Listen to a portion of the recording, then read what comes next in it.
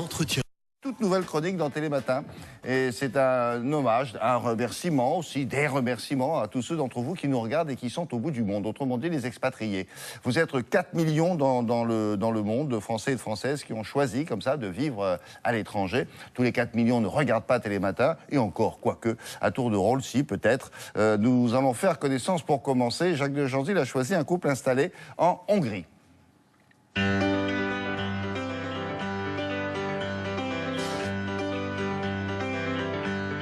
Ce qui est vraiment agréable ici, c'est que le temps est souvent très beau. Il y a un été qui dure 8 mois, donc ça change de la France. La vie à Budapest est douce. Les gens sont très accueillants envers les enfants. La ville est très belle. C'est calme, c'est sécurisant, il n'y a pas de problème d'insécurité. C'est vraiment une douceur de vivre. Partez! Vania et Caroline vivent à Budapest depuis 3 ans. Il est chargé par un grand distributeur français de développer la marque en Hongrie. Sa vocation n'est pas de rester ici, mais de former des Hongrois. Il est aujourd'hui à la tête de 350 collaborateurs. Alors en fait, ce qui est difficile, c'est la langue, qui est différente. Et au-delà de la langue, il y a la différence de culture.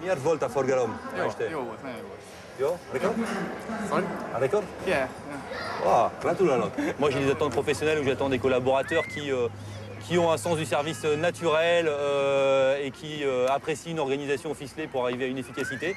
Et ça, c'est complètement différent du système communiste où les gens arrivaient et attendaient 6 heures le soir pour repartir. Caroline aussi a su s'adapter. Elle a créé une entreprise de relooking et d'entraînement personnel. Et sur sa carte de visite, elle n'omet pas de préciser qu'elle est française. From Paris, ça marche aussi ici. Des choses très pures et très stylées. Tout ça, on va voir ce que ça donne. On y va? On y va. Décolleté. Très intégrée, Caroline a décidé d'accoucher de son 2e enfant à Budapest, alors que l'aîné, lui, a été élevé à la hongroise. Alors au départ, j'ai demandé l'aide d'une babysitter, donc j'avais quelqu'un qui venait à la maison. La babysitter a tout de suite parlé en hongrois à Maël et il a comme ça tout de suite appris le hongrois, donc il parle couramment hongrois aujourd'hui. Il a 3 ans et c'est formidable parce qu'il peut même nous traduire certaines choses, donc c'est très agréable. Comme il fait beau, presque toutes les semaines, on va dans une piscine, un bar, un centre aquatique de Budapest ou aux alentours. On les a à peu près tous essayés et c'est vrai que c'est un moment de détente fantastique en famille.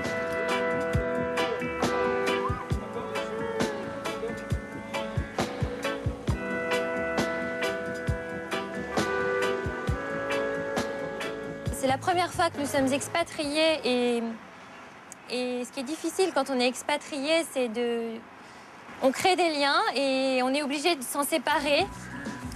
Donc évidemment, on peut revoir les gens, mais c'est quand même plus difficile par la suite. Donc ça, je pense que ce sera difficile.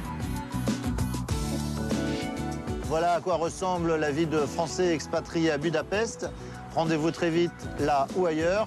Et n'oubliez pas William, d'ici aussi on vous regarde. Oui, on regarde Télématin en Hongrie, mais dans 167 autres pays au monde. Donc nous les saluons. Et nous retrouverons Jacques avec d'autres expatriés sur un autre continent que le continent européen. On passe au sport avec Grégoire. Tournons.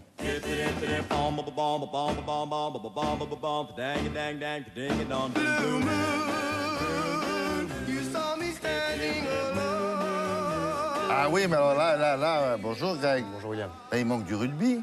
Ah, mais là, voilà. c'était l'actualité fraîche, on va dire. Non, alors, vous savez, depuis la Coupe du Monde, il y a énormément de Français qui se sont manifestés en disant « Nous, on aime beaucoup le rugby ». Et traditionnellement, quand on fait des résumés comme ça,